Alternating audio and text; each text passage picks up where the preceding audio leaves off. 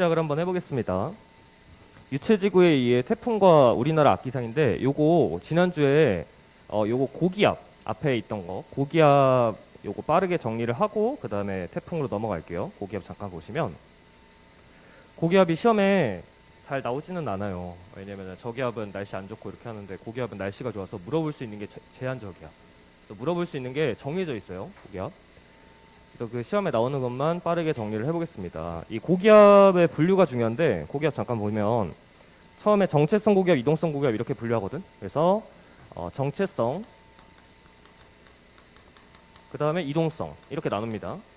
정체성, 이동성.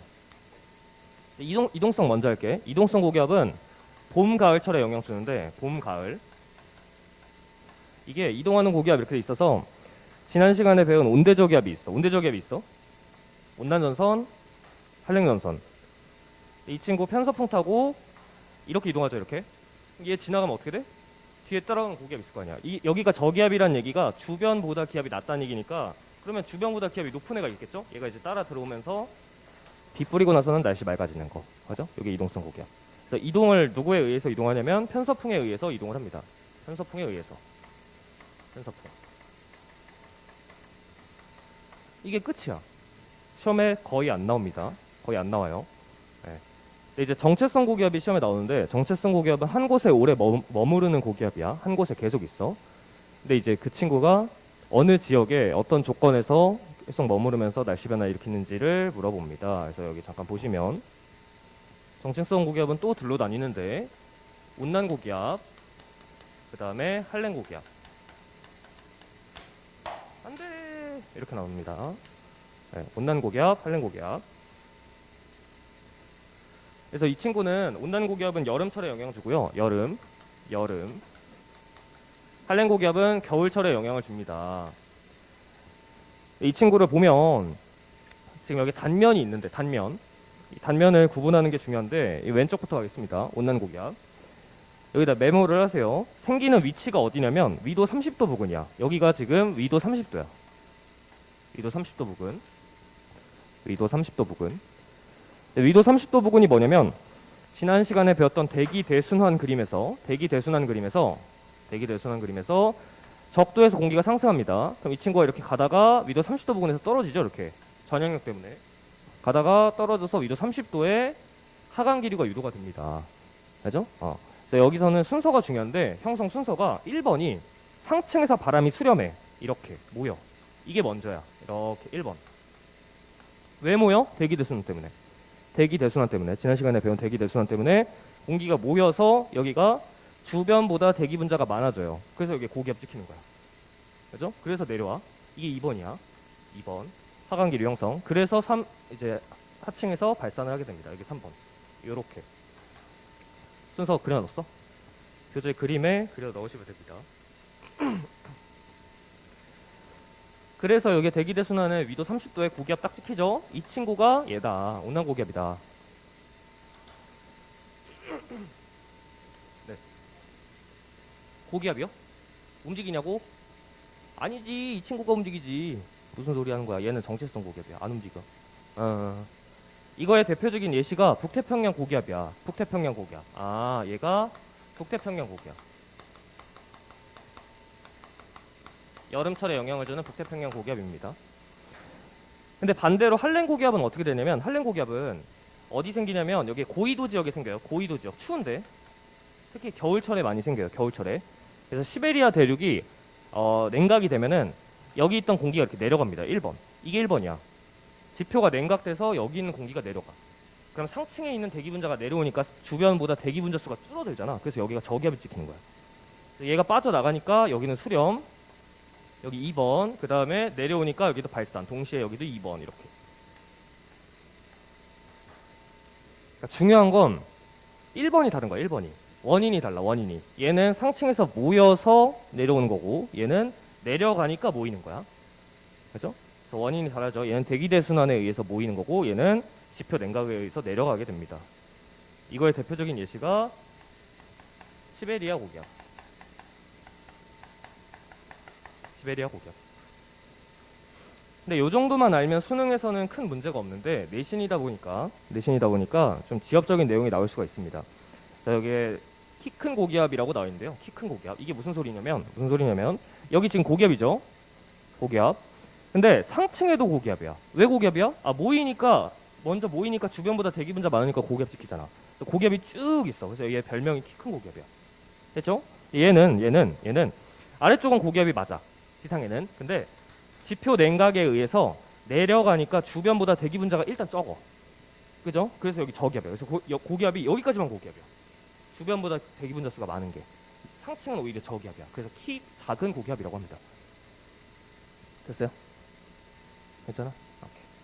오케이. 자, 이런 차이가 있다. 그래서 이 단면 보고 어떤 고기압인지 아셔야 되고, 그 다음에 지난 시간에 했던 내용 중에 이 등압선의 모양을 그렸던 거 기억나니? 등압선의 모양?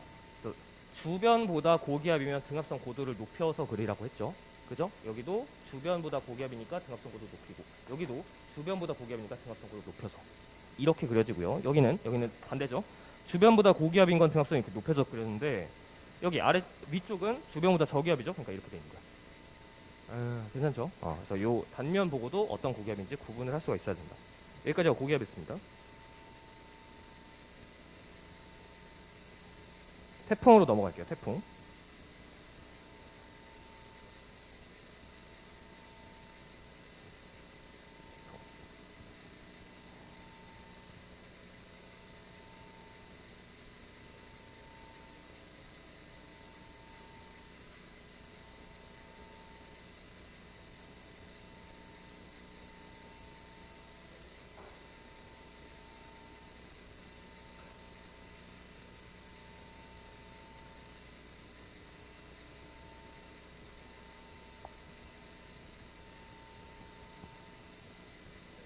교재 한번 볼게요.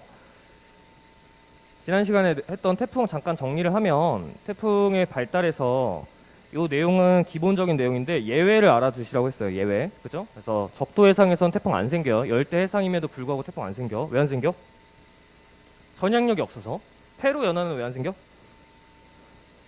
네, 용승 때문에 수온이 차가워서. 그죠? 그래서 페루 연안이 여기에요. 여기 페루 연안인데 안 생기고. 그죠? 적도에서도 태풍이 안 생기죠.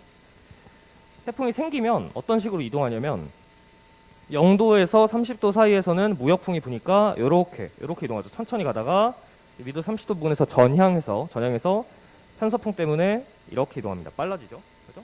이때 여기 진행 경로의 오른쪽이 위험 반원이다. 기억나지, 그지?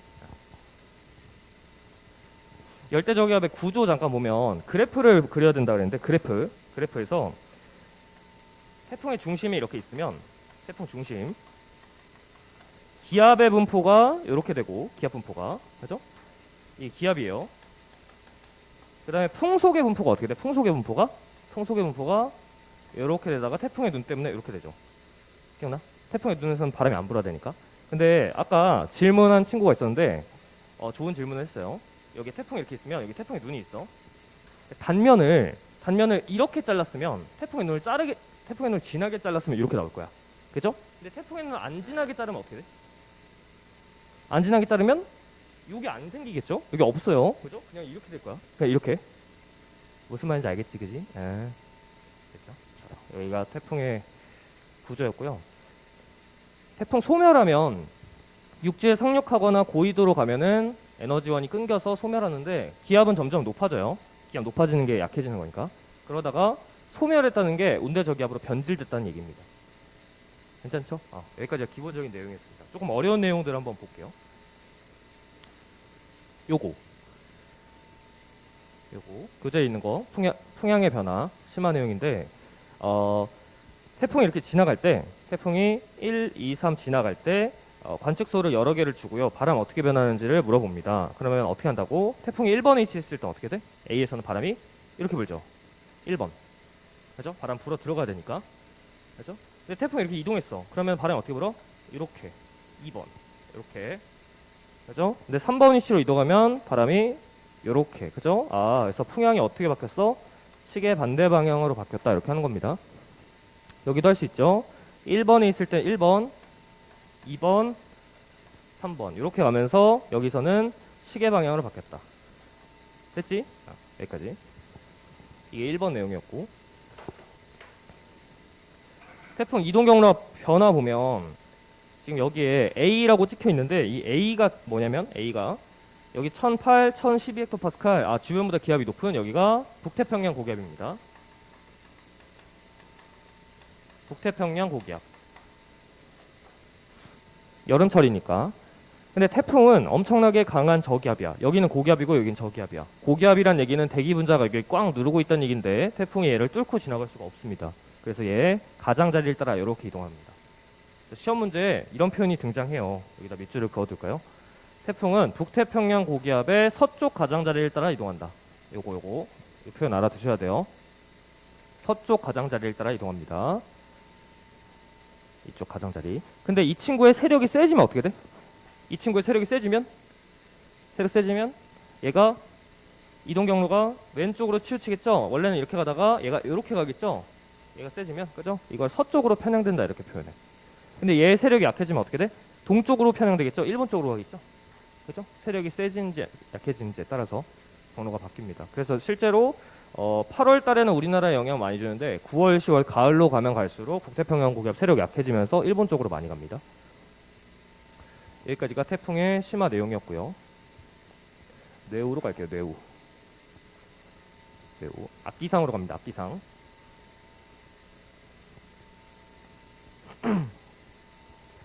악기상 관련해서 여러 가지가 나오는데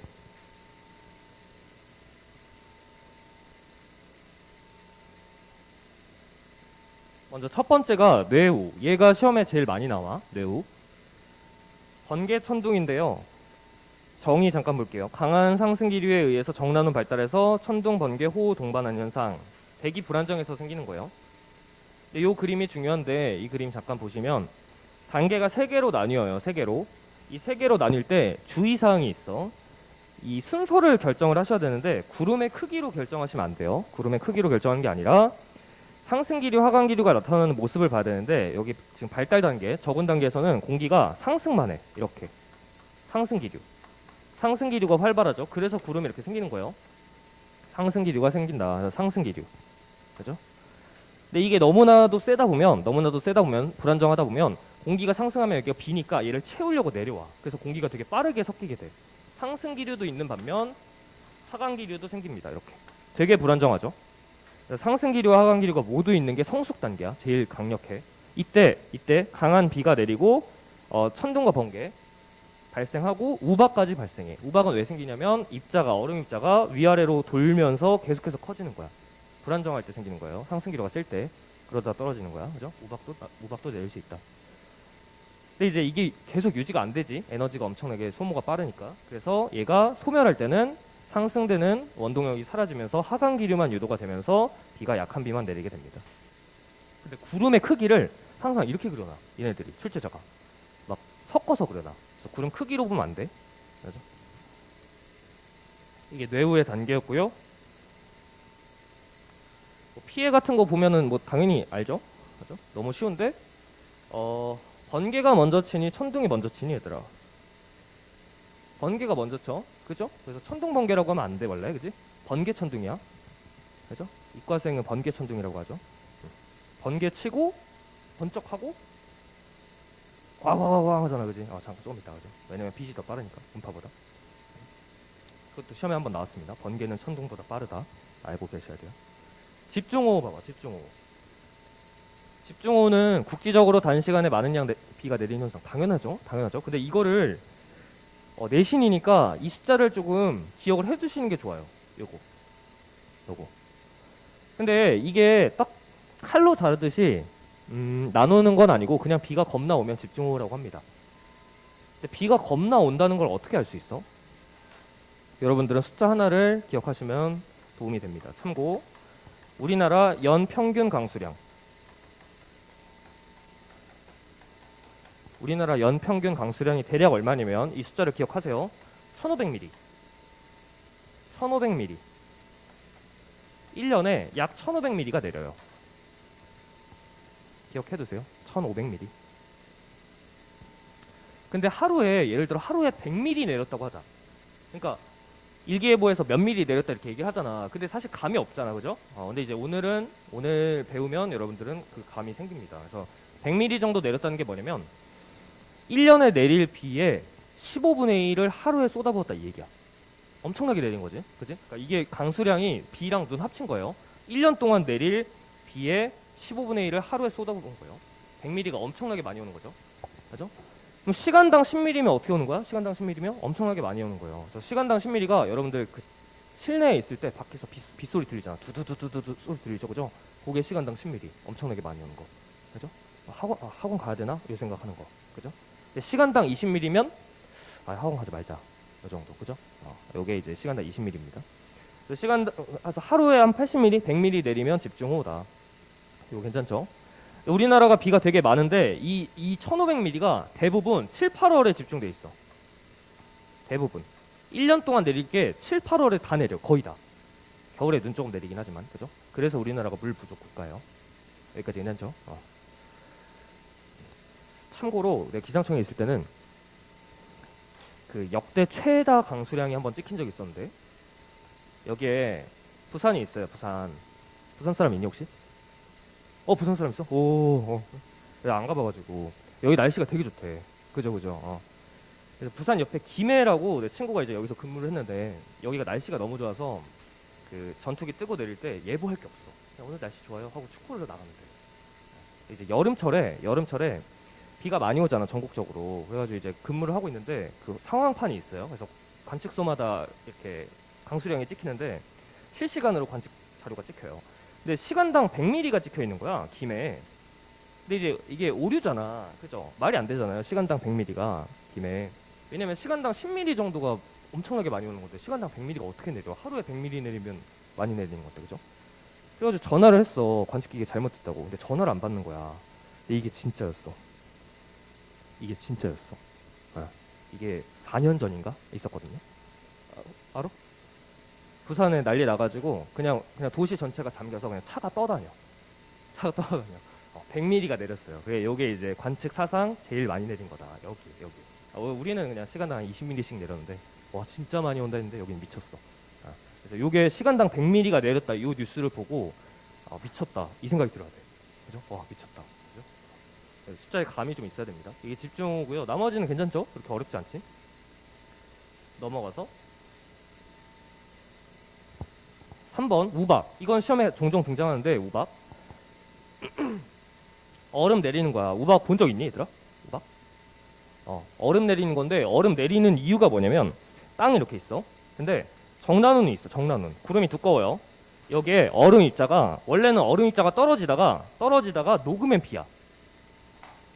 비 내리는 이유 알고 있니? 중학교 때 배웠죠. 얼음 입자가 커져서 얼음 입자가 내려오다가 녹아요. 이게 비야. 그죠? 그냥 빗방울이 내려오는 게 아니라 얼음 입자가 내려오다 녹습니다. 이 친구가 얼음 입자가 내려오다가 상승 기류가 너무 세서 얘가 다시 올라가 이렇게. 그럼 점점 더 커지죠, 얼음이. 그러다가 내려오다가 또 올라가 또 이렇게 되다가 떨어지는 거야 이렇게. 그래서 상승 기류가 되게 셀 때 우박이 생깁니다. 여기까지 괜찮아? 그죠? 그럼 시험에 나오는 건 뭐냐면 우박이 여름이랑 겨울에 발생을 안 한다는 사실을 알고 계셔야 돼요. 여름이랑 겨울에 우박이 안 내린다. 한여름에 왜 안 내려? 한여름? 그죠? 한여름에는 빙정이 녹아서 그래. 얼음 입자가 크더라도 너무 온도가 높으니까 녹아버려요. 그래서 안 내려. 근데 한겨울엔 왜 안 내려? 그렇죠. 얘는 상승 기류가 약해서 그래요. 누구야? 왜 이렇게 잘해? 덕후야? 지구과학 덕후야? 이거 두 개 알아두셔야 돼요. 여름이랑 겨울에 안 내려요. 왜냐면 너무 차가우니까 아래쪽이 좀 가열이 돼야 상승기류가 센데 너무 냉각이 돼 있어가지고 상승기류가 생기더라도 맹렬하게 생기지가 않습니다. 그래서 겨울철에는 구름 뭐 두껍게 껴봤자 한 3km? 이렇게? 됐죠? 여기 우박입니다. 넘어가서 황사 뭔지 알죠? 황사도 발원지에서 오는 건데요. 발원지라는 표현 알아두셔야 돼. 중국 쪽 그리고 몽골 쪽에 있는 사막지대에서 먼지가 넘어오는 겁니다. 근데 이제 황사는 시험에 뭐가 나오냐면 그 황사 피해가 심할 조건이 나와요. 황사 피해가 심한 조건. 이게 두 가지가 있는데 첫 번째는 여기다 쓸게요. 발원지가 건조해야 돼. 발원지가 건조해야 돼. 그래서 우리나라 있으면 이쪽에 중국에 있는 사막 쪽에서 여기가 발원지예요. 여기서 먼지가 이렇게 넘어올 거예요. 이렇게 넘어올 거예요. 편서풍 타고. 근데 저쪽이 건조해야 돼. 먼지가 되게 많아야 돼. 그래서 계절이 언제야? 가을 누구야? 아니지. 봄입니다. 가을에는 절대 없어요. 그죠? 다른 나라, 외국 살다 왔어? 그러면 그럴 수 있어, 그지? 외국 살다 오면 그럴 수 있습니다. 네덜란드에서 왔어? 발원지가 건조해서 봄철에 황사 많잖아. 인생 몇 년 살았어, 얘들아. 19년 살았잖아. 봄에 황사가 많아요. 근데 이게 왜 그러냐면, 겨울 다음이어서 그런데, 겨울에 땅 얼어붙잖아. 얼었다가 녹으면은 바스라지잖아, 땅이. 그 먼지가 엄청나게 많은데 그 봄에 날라오는 거야. 근데 가을은 어때? 여름 다음이죠. 여름에는 비 많이 뿌리잖아. 저기 사막에도 비가 오긴 한다고. 그죠? 그러면 이제 땅이 좀 촉촉하니까 먼지가 좀 없어요. 봄철에만 많습니다. 이거는 기본적이죠, 그죠? 이거 초등학생도 알지, 그지? 우리나라 살면 초등학생도 알아요. 알아둬야 돼. 네덜란드 온 친구, 그죠? 두 번째 내용이 뭐냐면 기압 배치인데 얘가 시험에 나와요. 얘가 기압 배치. 이게 어떻게 되냐면 여기 있는 먼지가 바람을 타고 이거 서해바다 넘어갈 수가 있어? 잘 못 넘어와. 그래서 바람이 이렇게 오는 게 아니라 여기서 상승기류가 있어야 돼. 상승기류. 발원지에서 상승기류. 그러니까 여기 발원지 쪽에 저기압이 찍혀야 돼. 여기서 먼지가 상승기류를 타고 올라가. 그러면 상층에는 편서풍이 되게 세게 불어. 그 강한 편서풍을 타고 넘어오다가 우리나라에서 하강기류를 만나야 됩니다. 하강기류. 그러니까 우리나라에 고기압이 찍혀 있어야 돼. 고기압이 이렇게.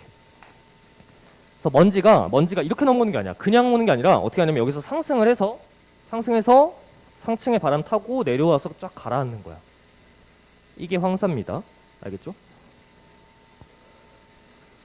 그럼 이제 질문하는 친구가 있어. 이렇게 그림을 그려놓으면 이렇게 질문하는 친구가 있어. 여기 고기압이고 여기 저기압이면 바람 이렇게 불어야 되는 거 아니냐고.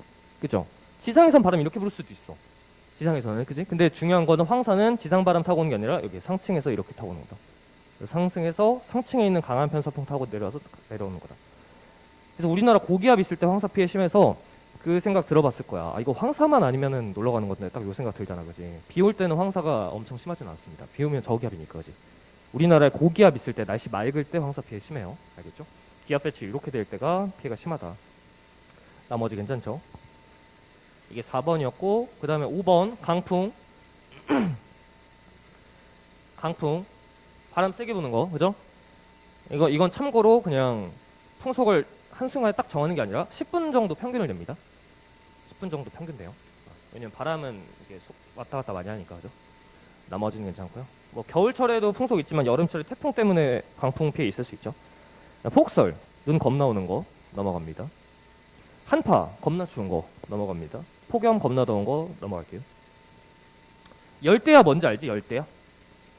밤에도 더운 거, 그죠? 그리고 참고로 한파는 겨울철에만 있는 게 아니라 예를 들어 이거 두 번째 줄 보시면 한파주의보 있죠? 최저 기온이 전날보다 10도 이상 하강할 때, 그죠? 그래서 가끔 여름철에도 한파주의보가 발효가 됩니다. 전날보다만 겁나 추우면 돼, 그죠? 그래서 전날에는 무덥게 막 하다가 갑자기 태풍 들어와가지고 비 쏟아 부으면서 기온 쭉 떨어져? 그럼 한파주의보 나옵니다. 그죠? 그래서 얼마 전에도 한파주의보 있었어, 뭐지? 4월달에.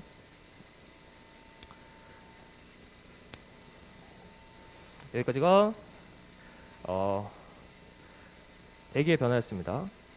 저기 있으면 영상 한번 끊어주세요.